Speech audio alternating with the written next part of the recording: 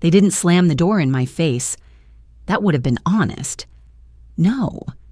My mother-in-law simply stopped setting a place for me at dinner. One day, the family group chat went silent. My husband stopped mentioning Sunday brunch, and then, quietly, she told him, "It's better if she doesn't come around anymore." He agreed. No one shouted, no one fought. I simply faded from their picture-perfect life like an unwanted background object. But that's the thing about people like me. You don't see us coming back, and you never expect us to own the house you threw us out of. I met Daniel at a financial conference in Chicago. He was wearing a charcoal suit, talking about litigation reform like it was gospel, and I was there trying to keep awake during a dry panel about ESG investments. He made me laugh. Sharp, smart, a little smug, but magnetic. 6 months later, we were married in a quiet civil ceremony. No big announcements, no screaming mothers. Just two professionals signing papers and toasting with overpriced champagne. Then came Evelyn. She welcomed me with the warmth of a frosted window. Her voice never rose, her smile never faltered, and yet everything she said had a faint burn behind it. "Oh, you didn't grow up with a nanny? That's so grounded of you.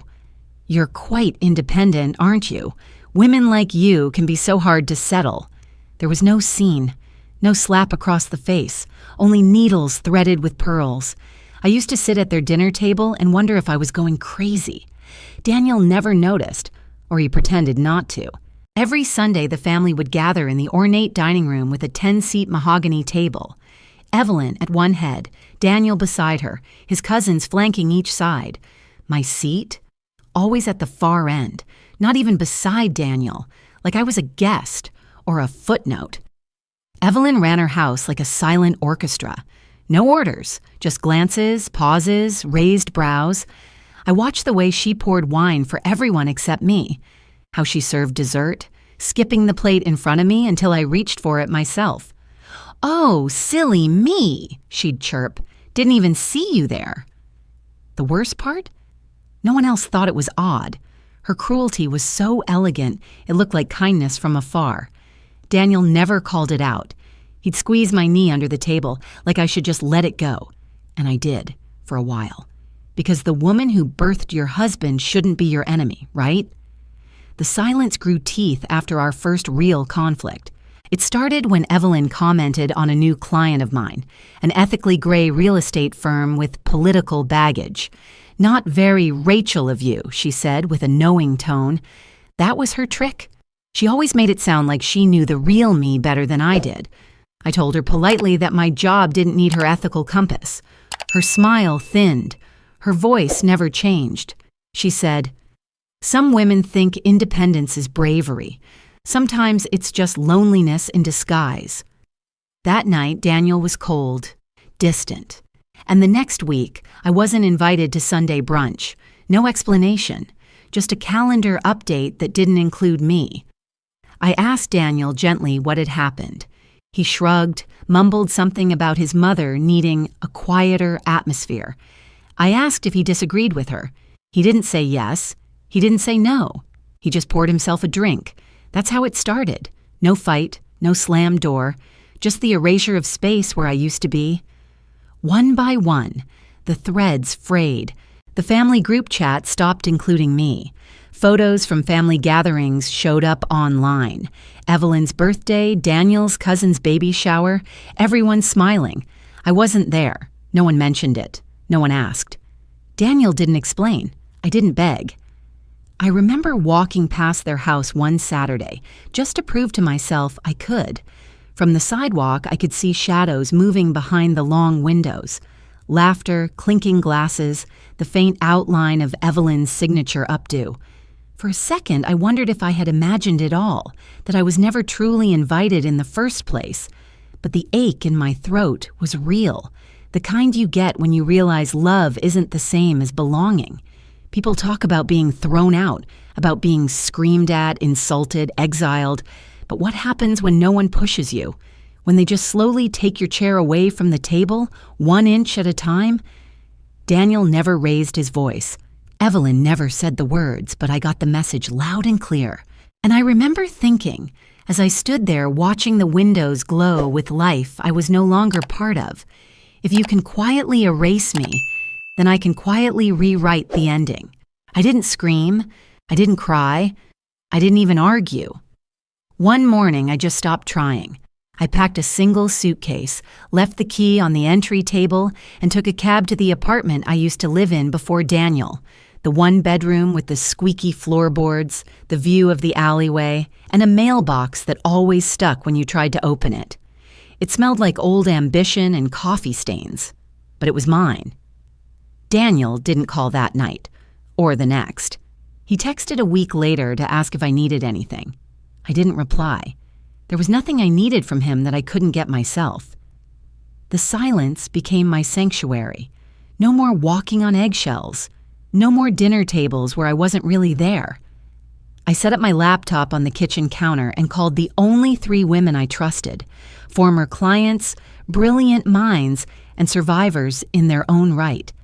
We started small, a consulting network for female entrepreneurs trying to scale businesses without losing their identities. No PR, no branding, just results. While Evelyn continued hosting her carefully curated dinners and whispering falsehoods into the ears of anyone who'd listen, I built a new life behind closed doors. I heard through a mutual acquaintance that she'd told someone I wasn't stable enough for family life, that I was always looking for a way out. I could have confronted her. I could have fought back. But I'd learned something powerful in her house. Silence was its own language, and I had finally become fluent in it. 2 months later, I was reviewing property acquisition proposals when one file made me freeze. The address glared up at me from the folder like a ghost. 433 Rosewood Lane, Evelyn's house. I double-checked the client name. It wasn't Evelyn. It was a private equity firm operating under a shell company, common practice for large real estate investors acquiring distressed properties discreetly. The home was listed as part of a debt recovery portfolio, flagged for immediate acquisition due to a failed refinancing. I stared at the document, heart quiet but steady. Evelyn had leveraged her house, not for Daniel, not for family, for herself. According to the attached financials, she had poured capital into a boutique resort venture in Colorado that tanked within a year. The house had been collateral, and now she was bleeding. I didn't laugh. I didn't smirk. I simply highlighted the relevant lines and marked the file as high priority. Later that evening, I called the client from a burner phone I used for sensitive deals. "This property," I said calmly. "I'd like to handle it personally." My voice didn't shake. My hands didn't tremble. I was colder than ice. Not out of hatred, but out of purpose.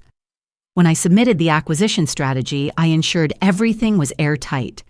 The offer came through a holding company under our network. No links to me, no flags. It moved through the system like any other transaction. By the time the final paperwork was signed, the house at 433 Rosewood Lane belonged to us. Technically, to me. I didn't change anything. Not yet. I kept the lights on, the landscaping pristine, and sent a management team to pose as maintenance evaluators. They were instructed to say they were from the bank. Evelyn never asked questions. She probably assumed refinancing had finally cleared. She probably thought she was safe again. It wasn't revenge I felt. It was clarity. This wasn't about punishing her. It was about reclaiming space. Quietly. I visited the house alone one evening, long after the sun had set. I stood on the porch, where I'd once waited for Daniel to open the door, back when I still believed being loved meant being chosen. The door was unlocked. Her staff didn't recognize me. Just another consultant, they assumed. I walked through the halls she once ruled like a queen.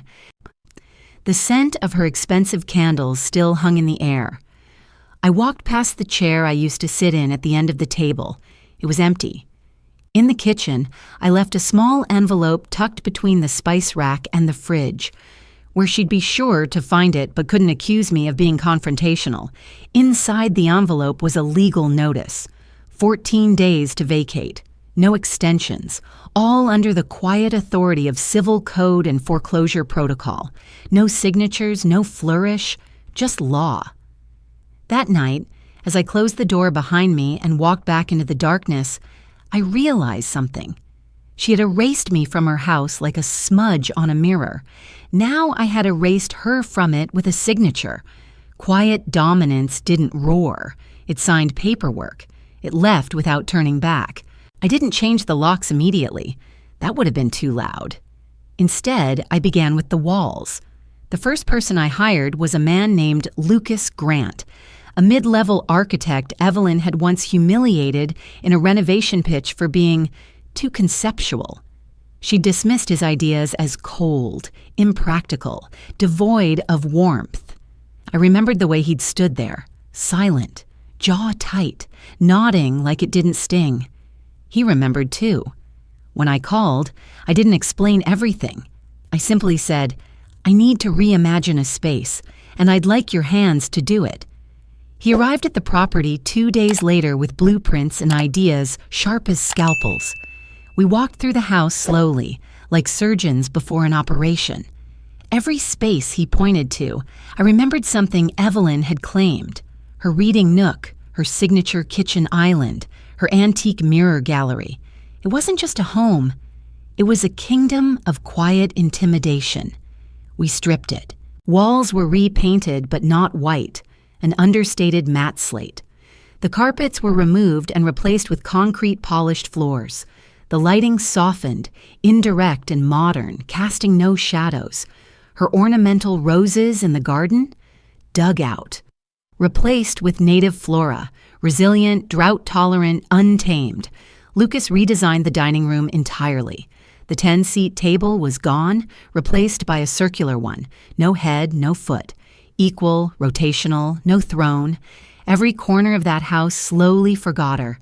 When the renovations were nearly done, I left the envelope, same one she'd find tucked in the kitchen. 14 days. Eviction. Signed by a lawyer.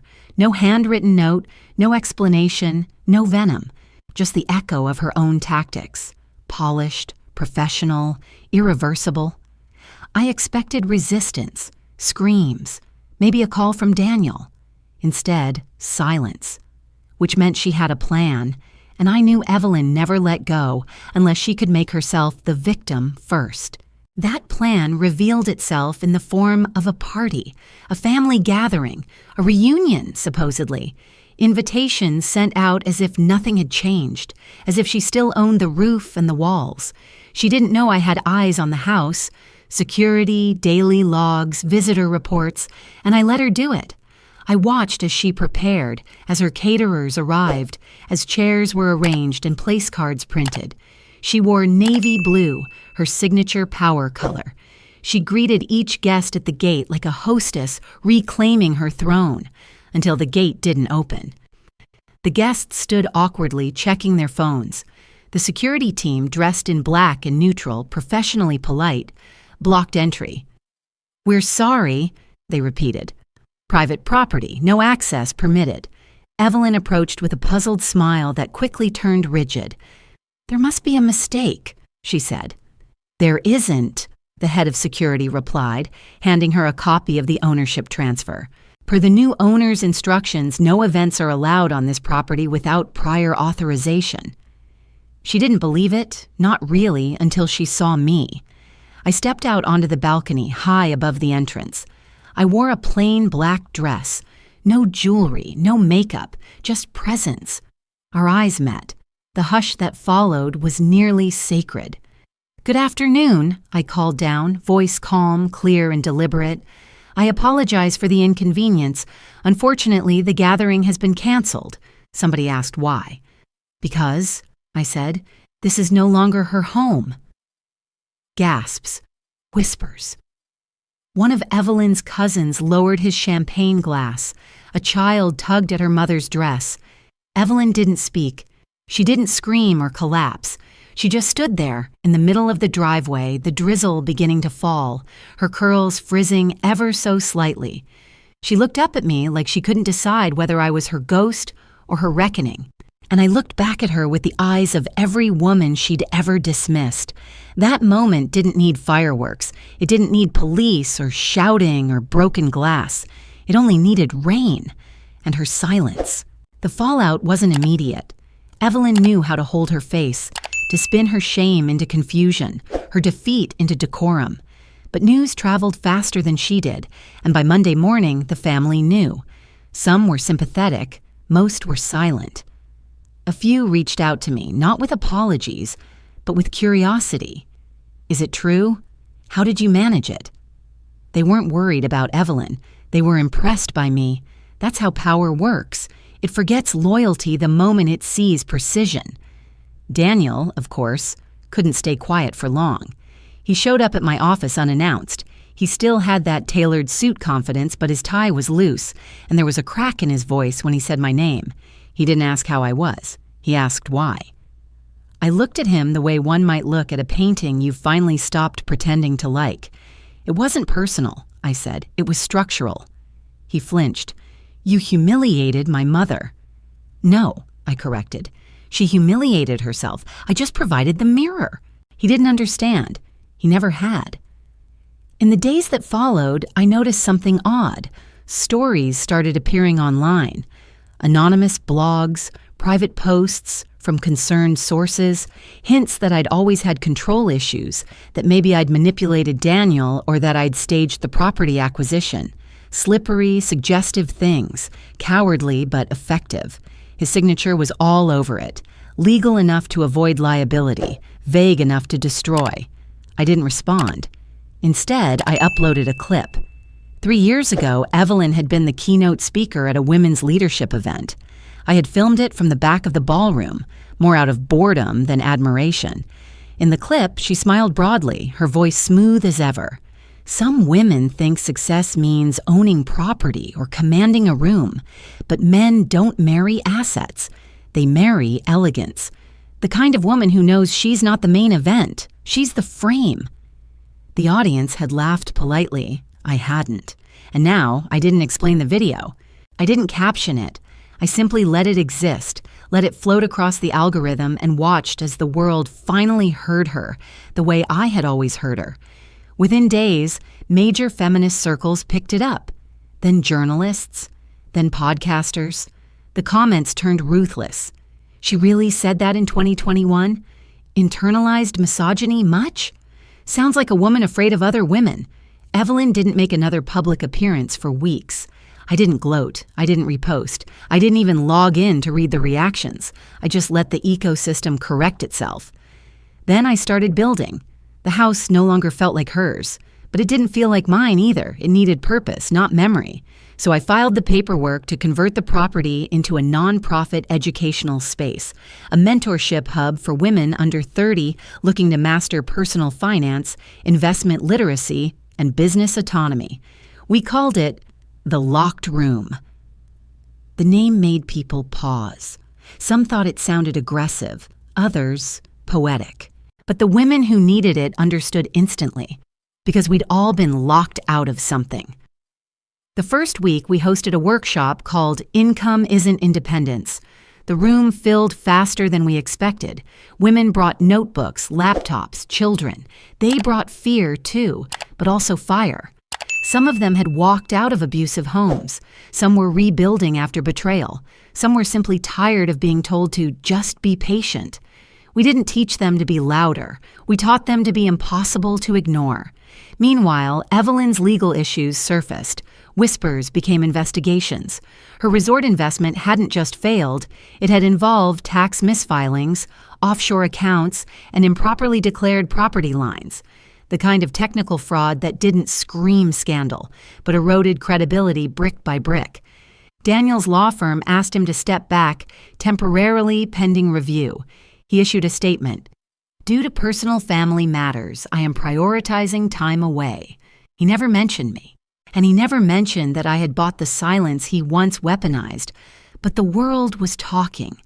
Articles called me the quiet key holder, a woman who didn't retaliate with fury but with paperwork, who didn't break down walls, just changed the locks.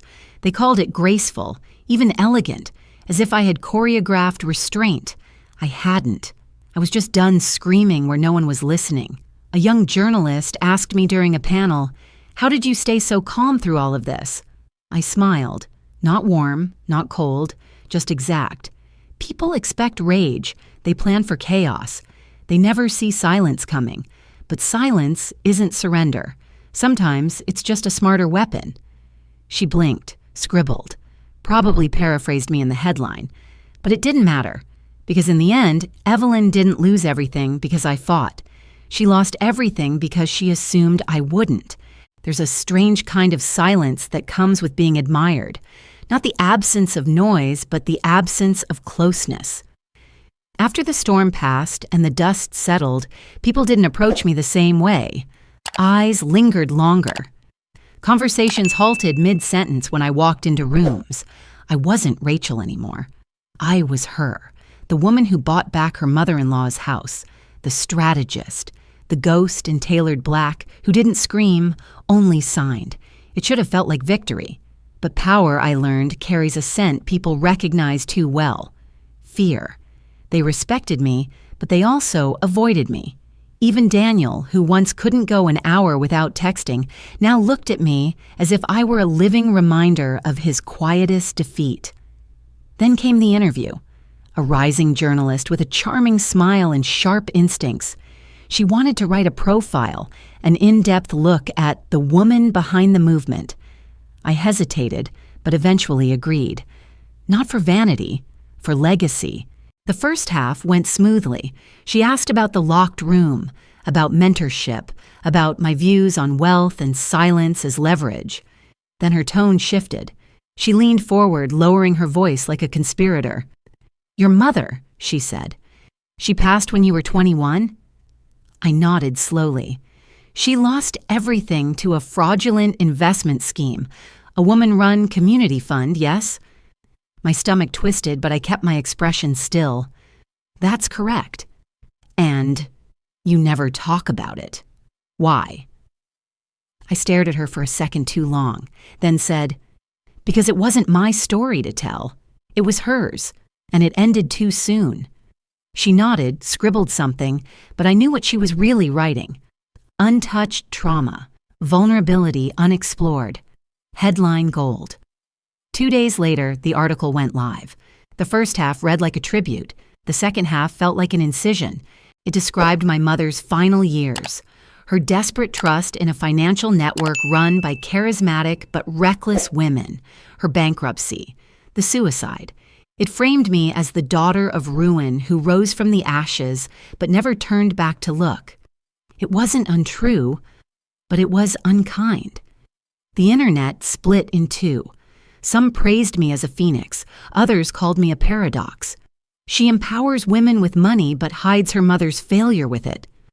She didn't break the system, she just learned to beat it at its own game. There was even a hashtag, "You key holder or crusher."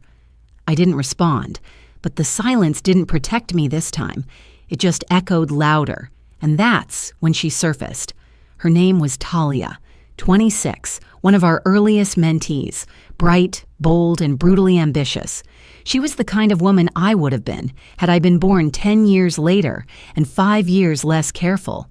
She went public on a podcast, claimed she had evidence that I had previously worked with an investment firm linked, indirectly but fatally, to the fund that bankrupted my mother, that I had once reviewed their pitch materials, that maybe I'd even known. The irony was cruel, because it wasn't completely wrong. Years ago, during my first job in finance, I'd processed internal documents from dozens of startups.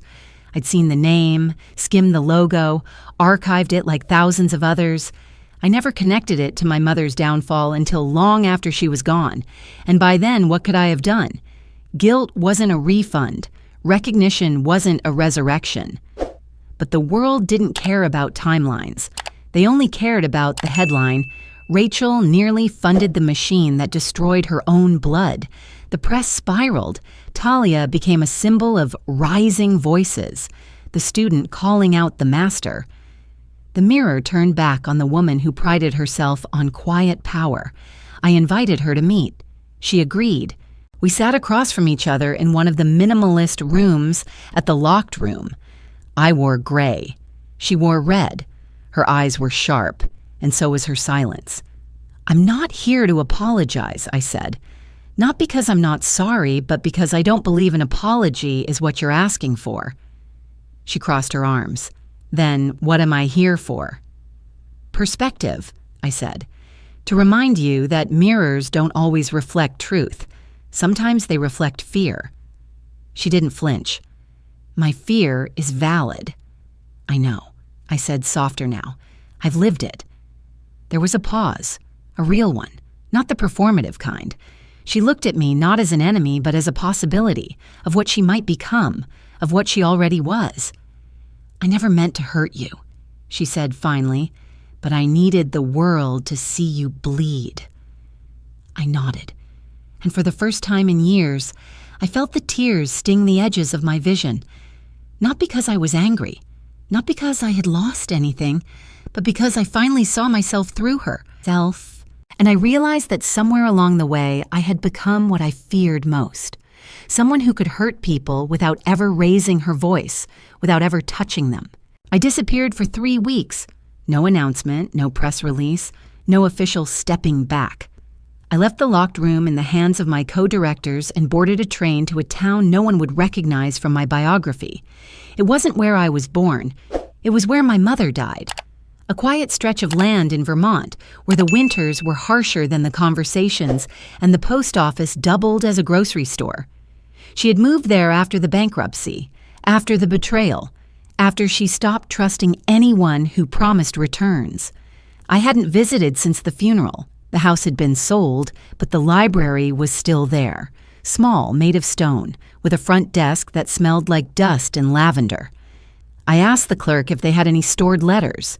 She blinked, then nodded slowly, as if she'd been waiting for someone to ask. She handed me a sealed envelope wrapped in tissue. My name was written in cursive, my mother's hand unshakable even near the end. I opened it sitting on a wooden bench outside the building, knees tight, fingers colder than the wind. "My Rachel, I don't know when you'll read this. Maybe never. Maybe after I'm gone. I hope you're strong. I always told you to be strong. Too strong, probably. I didn't know how else to prepare you for the world. But strength is not silence, and independence is not isolation. I think I taught you to fear needing people. I'm sorry for that. I wish I had told you that being loved and being understood are not the same thing, but they can be, if you let them. Forgive me for the walls I built inside you. I was trying to keep you safe. Love always, Mom." I read it once, then again, then again. I didn't cry. I just let the wind take something from me that had been clenched too tight for too long. That night, back in my rental cabin, I wrote a letter of my own. Not for the press or the public or the next mentee to study in a leadership casebook, but for one person. "Dear Talia, I don't regret what you did. I don't hate you for it either. You reminded me of something I forgot, that power isn't a shield against error. It's a magnifier. It makes every flaw larger, every misstep louder. You held up a mirror and it hurt, but it was necessary. Thank you. I forgive you. Not because I'm noble, but because I've been you." I never asked if she read it. But 3 days later, an anonymous donation came through to the locked room in the exact amount we needed to fund a new mentorship branch in Detroit. No signature, but I knew. When I returned to the city, I made a decision, one that felt less like stepping down and more like stepping aside. The locked room was never supposed to be mine. It was never supposed to be about a single face, a single voice. Legacy built on one person is just ego with better branding, so we restructured. The first change was the name, the collective key. We repainted the signage, rebuilt the board. Our new curriculum wasn't just about finance anymore. It was about narrative, about controlling your story before someone else does, about knowing that power, real power, is knowing when to speak and when to hand someone else the mic. I trained the new directors quietly. No press, no panels. I sat in the back of rooms and watched women lead workshops with words that used to live in my head but now lived in theirs. I watched them fail and recover and pivot and evolve. I didn't interfere. I was no longer the key holder. I had become the locksmith. The final email I sent from my official account was short. No graphics, no photo, just text. Welcome to the room. You now hold the key. Just remember, never use it to lock someone else out. That's how the story ends, I suppose. Not with a door slammed, but with one quietly opened by someone new.